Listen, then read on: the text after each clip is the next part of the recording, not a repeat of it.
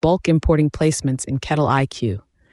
In this short training, I'll show you how to load a whole distributor placement report at once, how rows match to accounts, and how the preview catches problems before anything saves. Let's take a look.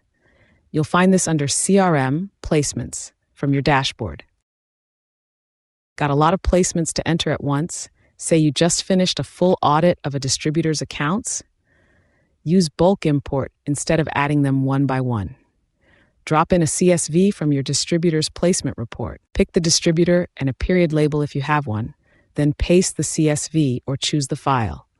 Check the column reference so your columns line up: account, product, and tap or shelf location, 1 row per placement. Click Preview Matches and I'll check every row, matching each to an account by license number first, then by account name and city.